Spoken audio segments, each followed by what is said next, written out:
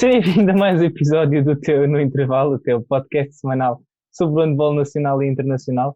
O meu nome é Leonardo Bordonhos, mais uma vez tenho aqui comigo a nossa comentadora residente, a Maria Emma Vaz. Olá, Emma, como é que foi esse fim de semana? Olá, Léo. Acho que o meu fim de semana foi muito parecido com o teu, recheado de handball. Tivemos o prazer de estar em Pinhel, a ver a Final Four da Taça de Portugal e tentámos trazer aos nossos seguidores tudo aquilo que lá se passou com algum conteúdo. Que começo já pelos pedidos e que nos digam o que é que acharam dos vídeos que fizemos sobre os jogos e se gostaram. Exatamente, estivemos em Pinhel, foram ali umas horas de viagem, mas que acho que acabaram por valer a pena, umas longas horas de viagem neste fim de semana, mas acho que valeu a pena. Vamos então falar desse Lidl Final Four Taça de Portugal, que colocou frente a frente as equipas do Sporting e do Benfica na primeira meia-final, e depois o Águas Santas e o Porto na segunda meia-final. E Emma, começamos pela primeira meia-final. O Benfica que venceu o Sporting por 26-24. Aqui eu fiquei surpreendido com a vitória do Benfica, porque achava que o Sporting era favorito à entrada para este jogo. Mas o que é que te pareceu o jogo no global, não é? Mas também a exibição dos comandados de Chema Rodrigues?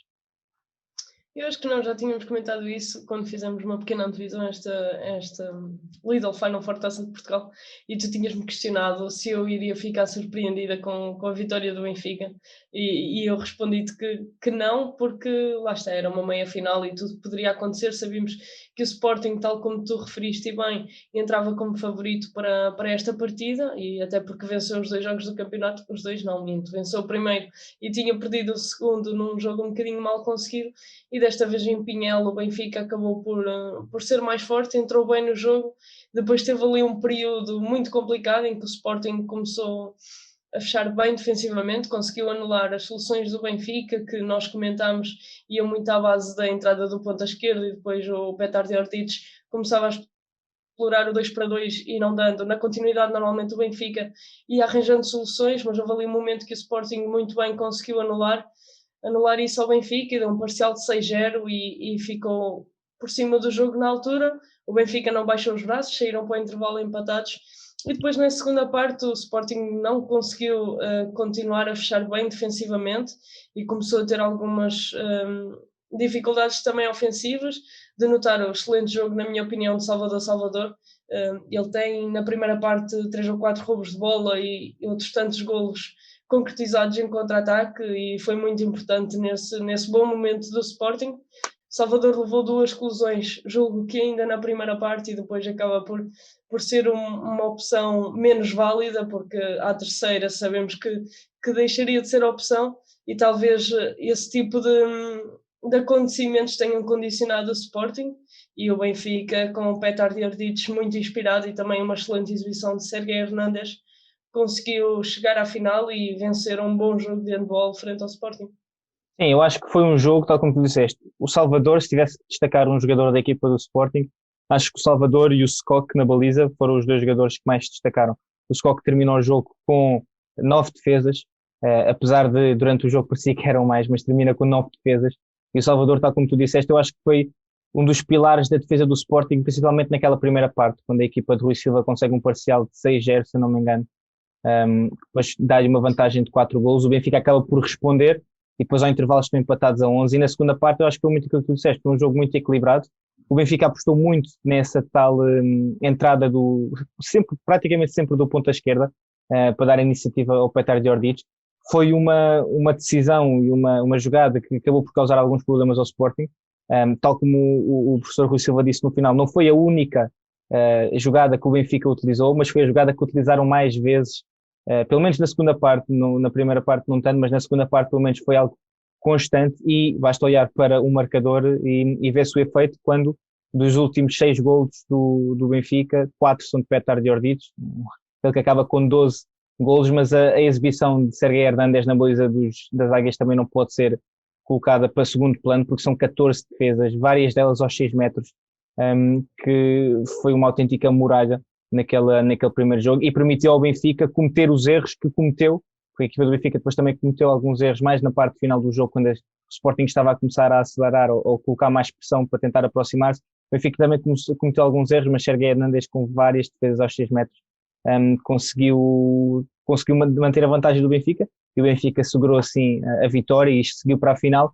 onde encontrou o Porto, que venceu o Águas Santas na segunda meia-final por 33-31, Emma, e eu diria que este foi o jogo da Final Four, essa segunda meia-final entre Águas Santas e Porto, uma derrota muito dura para a equipa do Águas Santas e era visível essa frustração apresentada pelos jogadores da equipa do Águas Santas no final da partida, porque foi um Águas Santas que esteve a segundos de conseguir, segundos não tanto, porque o Porto podia ter vencido o jogo nos 60 minutos, não é? Mas esteve muito, muito perto, se calhar mais perto de qualquer outra equipa esta época em Portugal de bater o Porto.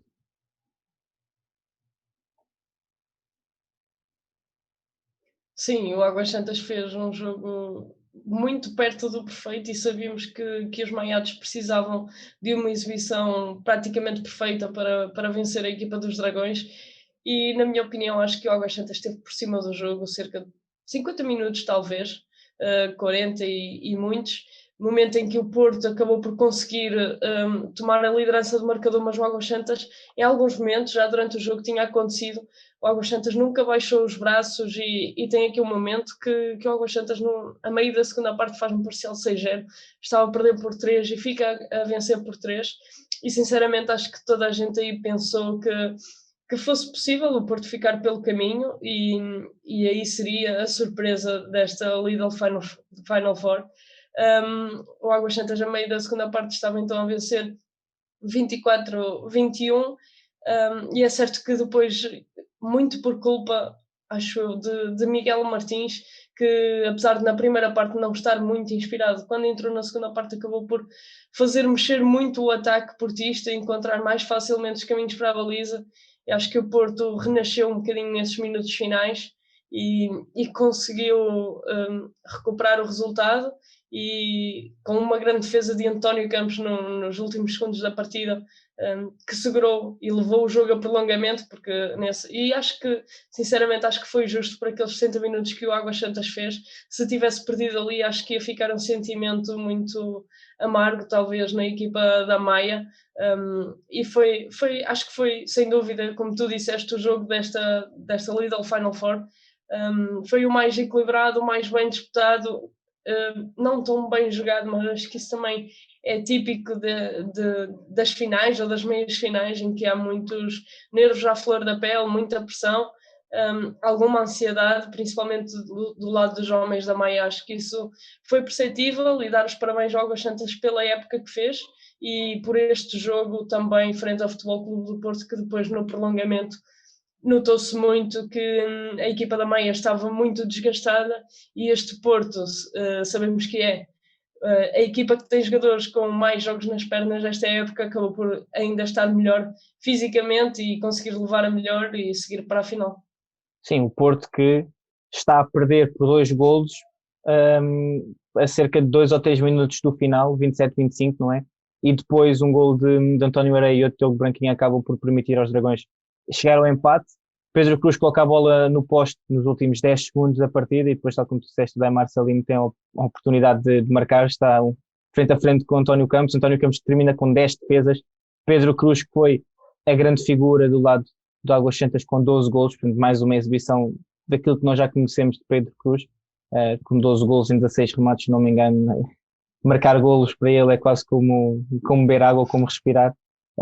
E realmente foi pena do lado do Águas Santas, porque se viu que estiveram muito próximos e no final a tristeza era mais que visível nos jogadores maiados, porque estiveram mesmo muito perto. Eu acho que mais ninguém em Portugal esteve tão perto de eliminar ou de vencer o Porto, se calhar só o Sporting no jogo no Dragão Arena, mas mesmo assim no final, e apesar de no final da conferência de imprensa termos visto o Pedro Seabra Marques a dizer que achava que esse desgaste ou cansaço não tinha sido a razão para a derrota, que não acredito que tenha sido a razão para a derrota, eu nisso concordo com ele, mas acho que foi claramente um fator decisivo, porque, e tu aqui concordas comigo, eu diria que nos últimos 5 minutos do tempo regulamentar nós já víamos aquela primeira linha, principalmente a primeira linha do Águas Santas, muito desgastada. Pedro Cruz então era um exemplo perfeito, porque notava-se que ele estava mesmo muito cansado, e o Pedro Seabra Marques a mesma coisa, portanto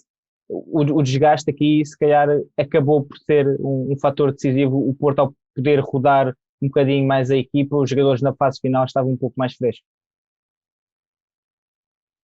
Sim, tal como tu referiste, obviamente que não é a razão para o Águas Santas não ter conseguido vencer, mas a juntar essa razão ao facto de não ter mais opções, apesar do Águas Santas ser uma equipa experiente, sabemos que o Porto tem outro nível de experiência, principalmente em jogos que decidem campeonatos, títulos, o que quer que seja, e tudo isso faz pesar, e acho que isso foi visível. Mas é como eu disse, acho que devemos dar os parabéns ao Águas Santas e tal como tu disseste, sem dúvida que não houve nenhuma equipa em Portugal a fazer o Porto suar tanto. O que é certo é que o Porto venceu todos os jogos no plano interno durante os 60 minutos, e com o Águas Santas isso não aconteceu, o jogo terminou empatado, portanto podemos dizer que o Águas Santas foi a equipa mais forte frente ao Futebol Clube do Porto em Portugal. Dar o mérito por isso e dar o mérito ao Porto, porque depois, lá está, no prolongamento, acho que voltámos a ver aquele Porto com muita sede de vencer e que tinha percebido que não estava a ser fácil e sabia que não era fácil e conseguiu colocar o pé no acelerador e tirar as esperanças ao Águas Santas ainda no decorrer do tempo, não deixou que o Águas Santas lutasse até final, isto no prolongamento, porque no tempo regulamentar sabemos que se tratou de uma verdadeira final. Sim, e algo que eu achei muito interessante foi no final o Pedro Chabrão Marques a dizer que o Porto é uma equipa de Champions e que, portanto, o Águas Santas também se pode considerar uma equipa de Champions pela forma como se bateram contra o Porto, como mais nenhuma equipa em Portugal mais uma vez tinha feito. E achei engraçado e realmente mostrou o quão difícil foi. E no final, aquilo que não faltou, mesmo no dia da final, foram os jogadores do Porto a dar os parabéns ao Águas Santas pela forma como se comportaram. E tal como a Emma disse, o Porto termina esta época sem derrotas no plano interno, isto porque na final, frente ao Benfica, também venceu por 31-27. E Emma, este é um jogo em que nós não podemos fugir e, portanto, também temos que dizer isto claramente a quem está a ver e a ouvir, porque acreditamos, espero que tenham visto o jogo. Se não viram o jogo, então espero que tenham acompanhado através do nosso Instagram. Mas este é um jogo que fica marcado pela arbitragem. E isto foi algo que nós começámos a comentar logo desde o início. Os árbitros entraram com um critério muito, muito, muito apertado. Eu aqui neste jogo acho que não se pode dizer que não é aquilo que se vê noutras ocasiões em que se diz os árbitros beneficiaram esta equipa ou prejudicaram aquela. Não, eu acho que os árbitros neste caso posso dizer que prejudicaram ambas as equipas, porque foi um critério muito, muito apertado e que não permitia aos jogadores jogarem. Nós sabemos, e no final do jogo, o Rui Silva disse isto, o handball é um jogo de contacto, é uma final da Taça de Portugal, é um título que está em questão e é a Taça de Portugal, é uma competição muito especial para todos os jogadores e para quem a disputa, e portanto o contacto é normal e os árbitros aqui tentaram diminuir ao máximo o contacto que permitiam e pareceu-me que chegou a uma certa altura em que em que tinham perdido o controlo desse próprio critério. Emma, não sei se aqui concordas comigo, eu quero só falar da arbitragem agora no início para ficarmos com isto já livre e podermos entrar no jogo em si, mas pareceu-me que chegou a uma certa altura em que os árbitros também perderam o controlo do seu critério e chegaram a dar 2 minutos em ocasiões que nós ficámos a pensar, mas isto não era bem 2 minutos, e sequer não deram 2 minutos em alturas em que nós ficávamos, bem, mas isto claramente que era uma situação para 2 minutos. Não sei se aqui concordas comigo, tu também como foste árbitra, sequer tens uma visibilidade diferente, mas o que é que te pareceu? Sim, eu concordo contigo quando dizes que os árbitros utilizaram um critério muito apertado e isso notou-se logo no início, tal como tu disseste. Não sei se quem nos está a ver ou a ouvir sabe, mas este fim de semana foi a primeira vez que existiu o VAR no handball em Portugal. E logo aos 3 minutos de jogo já estava a ser solicitado o VAR numa situação mais ou menos normal. E isso acabou por demonstrar logo aí alguma precipitação, talvez, para sancionar os jogadores. Sabemos que em ambas as meias finais, na minha opinião, acho que já houveram 2 minutos cedo, mas isso normalmente acontece em jogos que se adivinham equilibrados e muito disputados, para tentar com que os árbitros marquem o limite do jogo e os jogadores se consigam adaptar e percebam aquilo que podem ou não jogar. Mas tal como tu disseste, se calhar o critério foi apertado demais numa fase inicial e depois acaba por não se conseguir perceber muito bem o que é a falta e o que é que não é. Isto é muito culpa, entre aspas, do nosso handball, em que as regras não são completamente claras e há sempre espaço para alguma subjetividade da dupla de arbitragem ou dos delegados do próprio Conselho de Arbitragem, e acho que foi isso que teve aqui em causa, e depois provavelmente não houve uma linha contínua naquilo que seriam ou não as sanções, e sabemos que uma final, um jogo qualquer, mesmo não sendo uma final com 20 exclusões de 2 minutos e 5 pessoas que acabam na bancada, 4 jogadores e um treinador, não é um jogo bonito de se ver, acho que não é uma boa promoção para a modalidade, não é isso que nós gostamos de ver. Nós gostamos de ver o espetáculo, a continuidade que o handball tem, aquilo que é bonito de se ver e não as exclusões. Portanto, acho que talvez o critério escolhido não tenha sido o mais adequado, não a pôr as culpas completamente nos árbitros, porque isso foi um critério que adotaram porque provavelmente acharam que seria o melhor para controlarem o jogo de início, com certeza que reconheceram que não o foi, mas o que é certo é que não foi um jogo muito bonito de se ver. Em nada, na minha opinião, influenciou o resultado, porque ambas as equipas estiveram sujeitas ao mesmo critério, tiveram de adaptar o seu jogo de uma forma um bocadinho complicada, com muitas inferioridades numéricas, mas no final acabou por vencer o Futebol Clube do Porto. Não sei se a história teria sido diferente, muito provavelmente não, mas de certeza absoluta que teríamos visto um jogo mais bonito. Sim, exato. Salientar que, tal como a Emma disse, tivemos 5 desqualificações, portanto, do lado do Benfica foi Paulo Moreno e Kevin Ocas, dos jogadores que receberam uma desqualificação, e depois também o treinador Chama Rodrigues acabou o jogo na bancada, e do lado do Porto foi Daimar Salina e Djibril Mbenga, que terminaram então o jogo na bancada. Uma situação algo caricata em relação à desqualificação de Paulo Moreno, porque ele recebe a terceira exclusão de 2 minutos, vai para o banco e depois não recebeu logo de imediato o cartão vermelho. Houve ali um período que não se percebeu, o jogo continuou, e só depois, quando Kevin Ocar recebe o seu cartão vermelho direto, é que realmente se percebeu, e portanto Paulo Moreno saiu. Portanto, houve ali alguns momentos de indecisão, e foi estranho exatamente por isso, porque estava um critério, começaram logo a chamar muita atenção a si, a dupla de arbitragem, não no mau sentido, foi tal como nós fizemos aqui, foi o critério que decidiram adotar, e adotaram e cumpriram-no ao longo do jogo, só que chamaram logo muita atenção para si, e depois ficou um ambiente algo estranho, até porque depois os próprios jogadores já se riam uns pelos outros e não percebiam aquilo que se passava. Mas focando então nesse jogo, Emma, tal como tu disseste, o Porto vence por 4 golos de diferença, portanto foi mais uma vitória, diria algo confortável para o Porto, porque o Porto entra a ganhar, o Benfica marca primeiro, o Porto dá a volta e não sai mais da liderança do jogo até ao final. Portanto, o Porto teve praticamente sempre a controlar o jogo, mesmo naqueles minutos iniciais, em que o Benfica às vezes até tinha tentando chegar e conseguia chegar ao empate, mas pareceu sempre que o Porto controlava o encontro, e assim o fez. Não sei se concordas aqui comigo.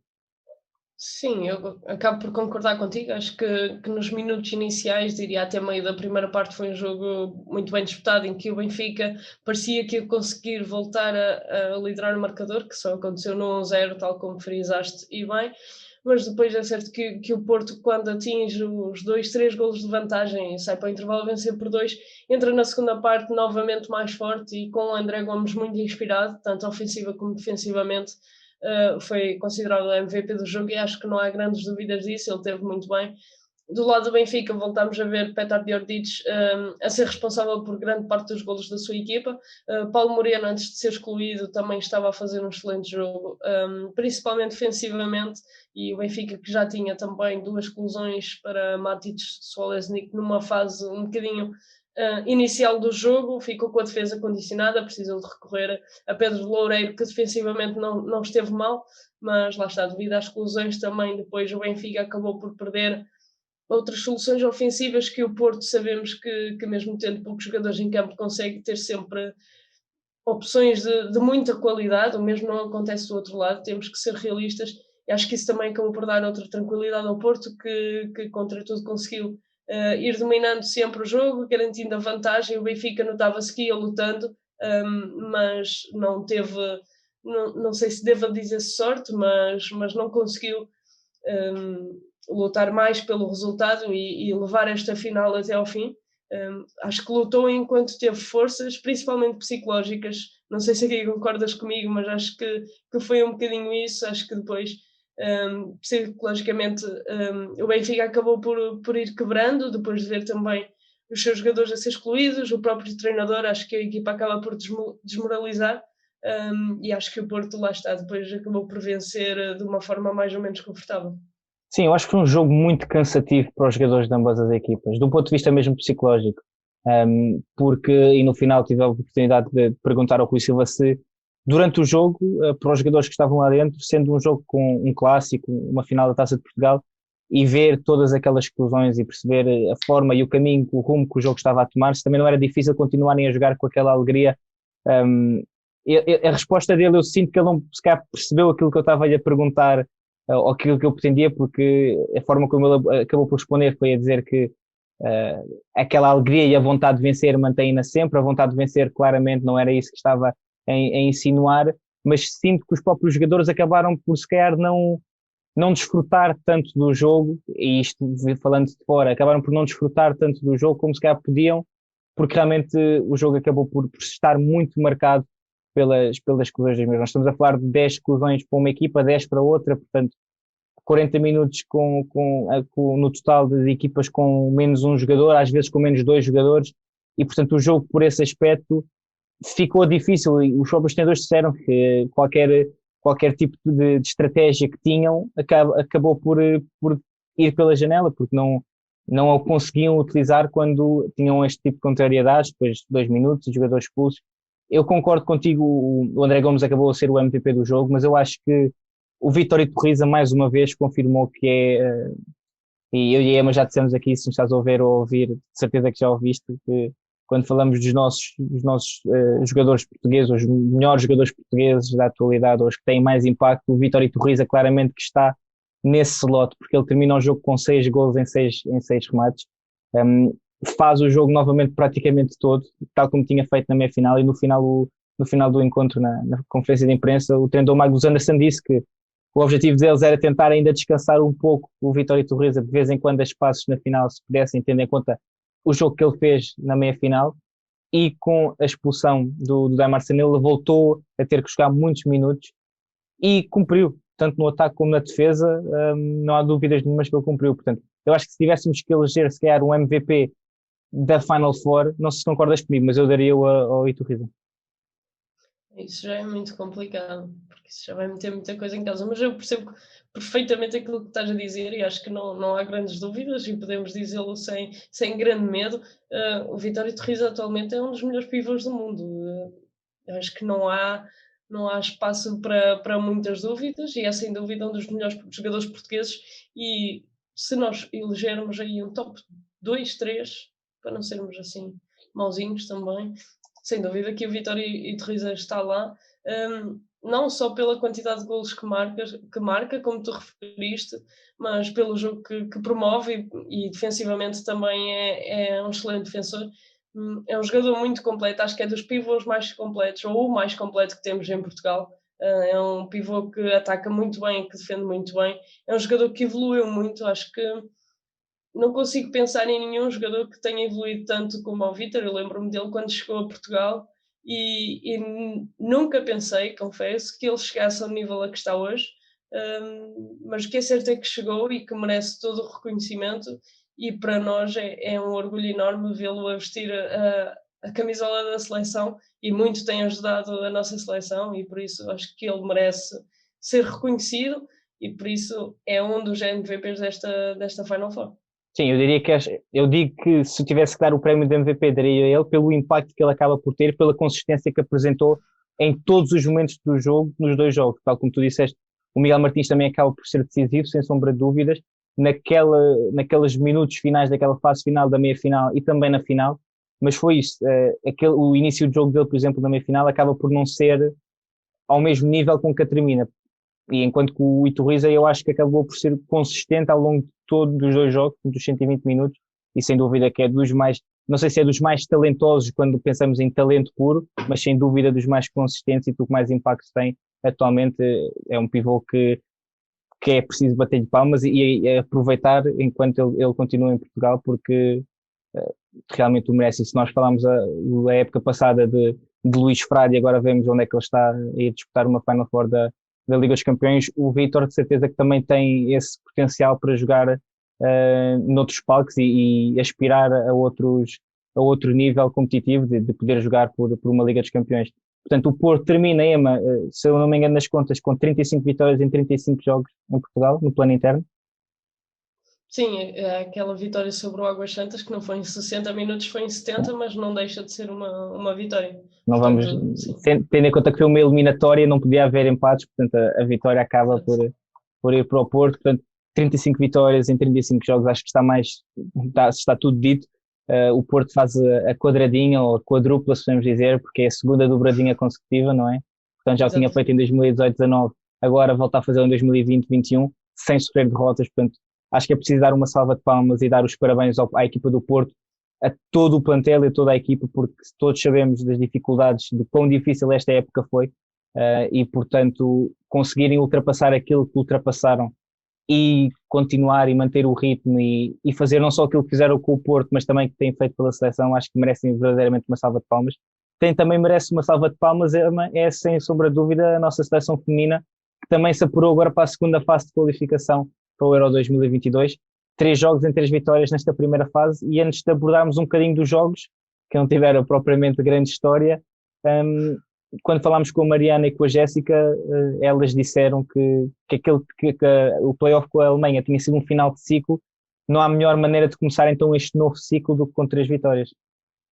Sim, é verdade, a nossa seleção fez o que lhe competia e muito bem, conseguiu passar esta pré-qualificação com 3 vitórias, diria, esclarecedoras, e entrar agora na fase de qualificação, que sabemos que será um desafio muito complicado, mas lá está o início de um novo ciclo, com um novo selecionador, que sabemos que não quis alterar muito a convocatória de Ulisses Pereira e não o fez, e também não tinha tempo para o fazer, ele próprio o confessou, apenas teve 2 ou 3 dias de estágio antes de seguir para esta pré-qualificação. O que é certo é que as nossas jogadoras conseguiram vencer os 3 jogos, tal como tu disseste. Acho que não vale a pena nós estarmos aqui a falar de cada jogo individualmente, Sim. mas sim destacar aquilo que foi, talvez, as jogadoras que mais se destacaram em cada jogo e os números expressivos porque venceram, porque acho que esta seleção merece ser reconhecida e sem dúvida acho que temos talentos nesta seleção e as jogadoras merecem ter mais visibilidade e serem mais comentadas e apoiadas também. Sim, exatamente, até porque Portugal consegue ultrapassar a barreira dos 30 golos marcados em cada um dos jogos e sofreu menos de 20 golos em cada um dos jogos. Entrou com tudo a vitória sobre o Luxemburgo por 38-14, em que na segunda parte sofre apenas 4 golos. É absolutamente ridículo. 4 golos é um número que não lembra a ninguém e é realmente se destacar.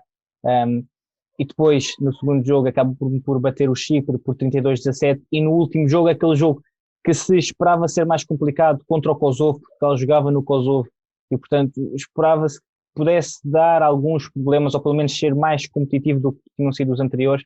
Portugal volta a ganhar de forma esclarecedora por 30-17. E Ema, tal como tu disseste, é difícil porque sabemos que neste momento Portugal está a um nível acima destas 3 seleções. Mas houve jogadoras que acabam por se destacar. Desde logo também temos que referenciar que a Joana Rezende esteve de volta, não jogou no primeiro jogo contra o Luxemburgo, jogou depois no segundo e no terceiro jogos, ela que não atuou no play-off de apuramento contra a Alemanha, e foi algo que o professor Ulisses Pereira na altura também mencionou, que tinha sido uma baixa de peso, tendo em conta que é a jogadora que neste momento joga na primeira divisão francesa, é a única jogadora portuguesa que está a jogar na primeira divisão francesa, num campeonato também muito competitivo, e portanto o professor Ulisses Pereira na altura disse que tinha sido uma perda de peso. Aqui temos que mencionar claramente o regresso da Jéssica, o regresso da Joana, a exibição incrível da Jéssica no último jogo com 17 defesas, e quem é que queres destacar mais?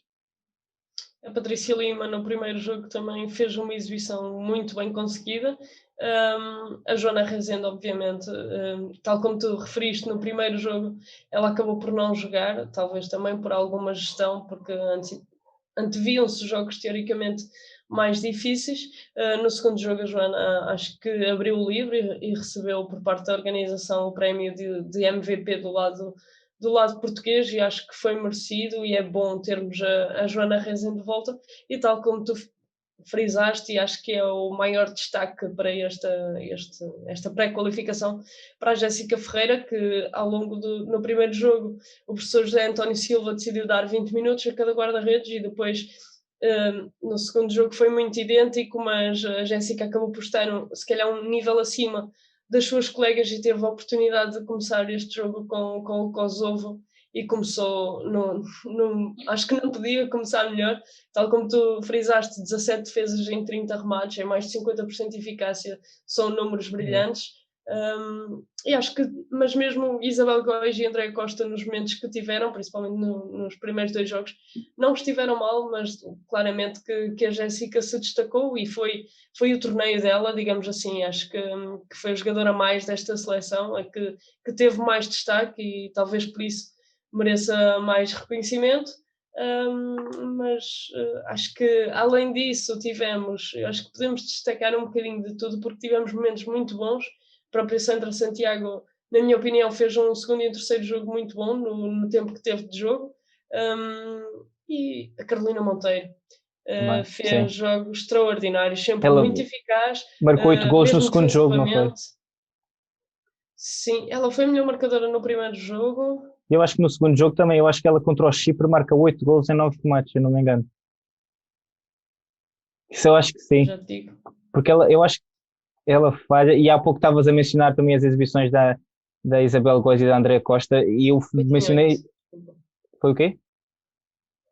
8 em 8 8? em 8 a Carolina, no Ela segundo no, jogo. ela Sim, no segundo jogo, a Andrea faz um passo, eu na altura mencionei contigo, a Andrea sim. faz um passo absolutamente incrível. Eu acho que ela defende a bola chega às mãos dela, e ela coloca a bola, um passo açucarado, acho que foi para a Carolina Gomes, que estava aí para o contra-ataque, ela depois acaba por colocar a bola na trave. Sim. Mas um passe, eu fiquei a olhar, eu babei-me a ver aquele passe, porque a bola foi com rega e esquadro. A bola foi espetacular. Eu vi aquele passe e fiquei parvo mesmo. É aquela bola perfeita.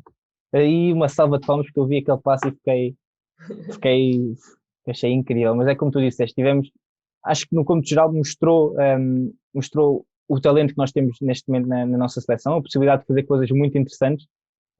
Eram, mais uma vez, 3 adversários que, mesmo para as jogadoras, eu acredito que tenha sido complicado, porque a partir do momento em que ao intervalo se está a ganhar por 10, 11, 12 jogadores, não, 10, 11, 12 golos de diferença, é difícil manter os níveis de intensidade elevados, porque as próprias jogadoras, mesmo que seja inconscientemente, começam já a desligar, porque, ok, sofremos um golo, marcamos 1 ou 2, depois sofremos um golo, depois marcamos mais 1 ou 2, depois até podemos sofrer 2 golos, mas marcamos 2 golos logo a seguir.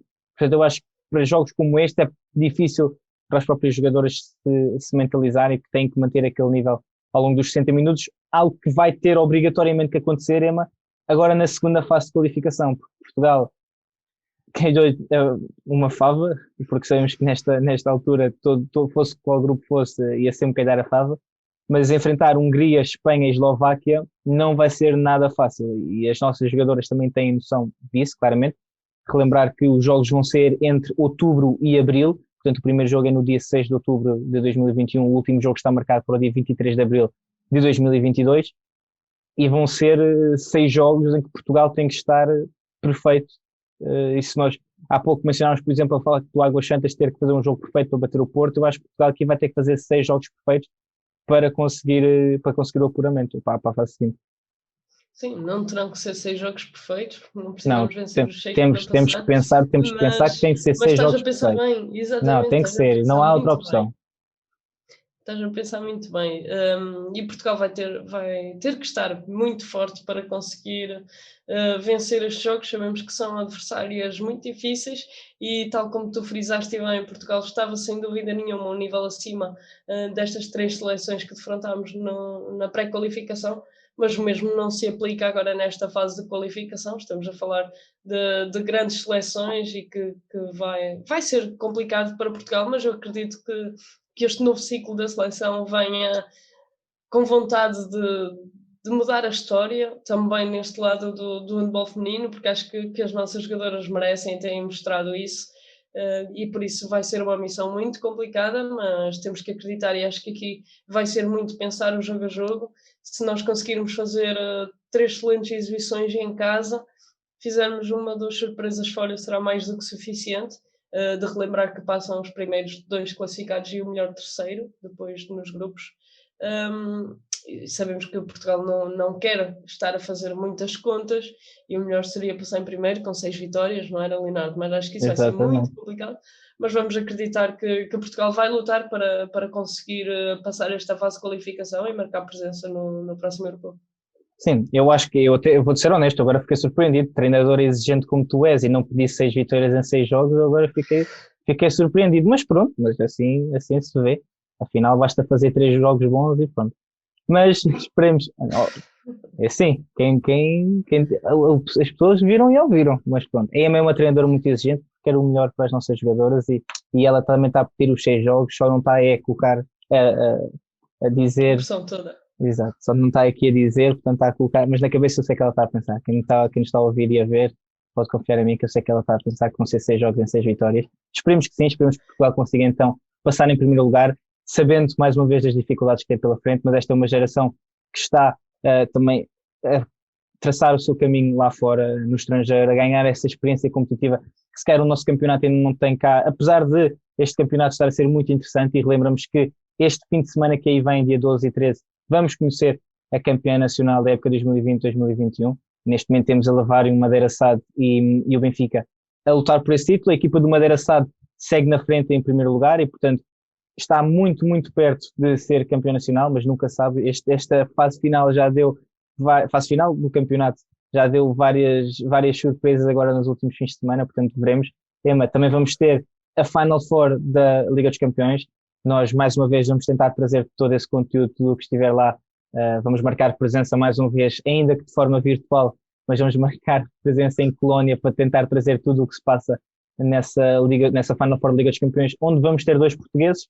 Portanto, Emma, aqui um fim de semana que aí vem também de muito handball, de coisas boas para se ver na 7 metros, já para não falar de todas as transferências que agora estão a começar a aparecer, não é? Ainda vamos ter que fazer o nosso episódio, falar um bocadinho sobre a transferência agora, o regresso de Alexis Borges ao Campeonato Português, aí todas as mexidas que ainda vão haver, portanto, agora vamos ter aí episódios bons que aí vêm.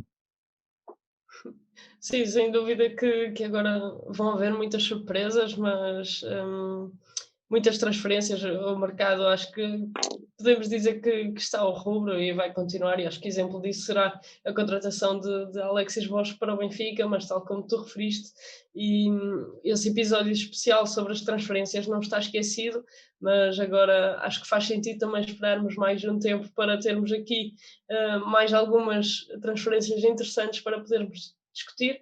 Até lá, como te referiste e bem, este fim de semana vamos ter Luís Frade e Alex Cavalcanti numa das meias finais da Final Four que se vai disputar em Colónia, e eu estou a torcer muito para que um português vença, é só isso que eu peço. Porque acho que nós nunca tivemos um português a vencer, acho, não tenho a certeza, a Liga dos Campeões neste modelo, e quero que um dos nossos jovens internacionais portugueses abra essa página e que seja a primeira de muitas, porque eu acredito que temos muitos jogadores portugueses a espreitar esses palcos. Por exemplo, o Miguel Martins neste momento foi para o Pique Cheguete, que é a equipa que disputa também a Liga dos Campeões e que tem ambições de chegar a Colónia. Eu tenho a certeza que cada ano que passe vamos ter mais portugueses em Colónia e acho que merecemos isso, o nosso handball merece isso. Portanto, fiquem atentos não só à Liga dos Campeões, mas também a este final de campeonato feminino que também está ao rubro, e veremos se haverão surpresas ou não, mas no fim que vença Portugal, que acho que é o mais importante. Exatamente, nós vamos então tentar trazer todo esse conteúdo, vamos tentar trazer daqui algumas surpresas boas e agradecer-te mais uma vez todo o apoio que nos têm dado. Relembrar que ainda podem comprar o nosso merchandise se quiserem.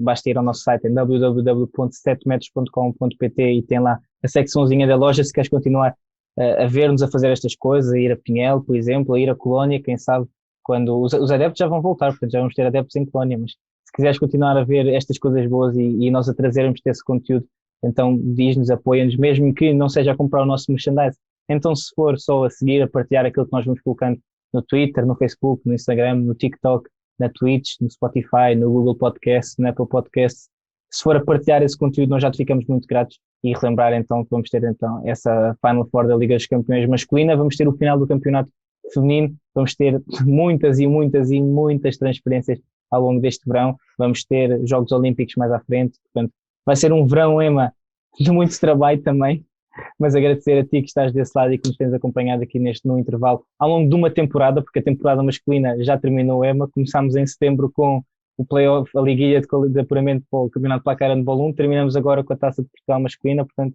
uma época inteira aqui, obrigado a todos os que nos têm acompanhado desde aí, e desde antes e desde depois, agradecer a todos. Este é mais um episódio do Intervalo com a Maria Mabastos. O meu nome é Leonardo Bordões, não perca o próximo episódio, porque nós também não. Até à próxima.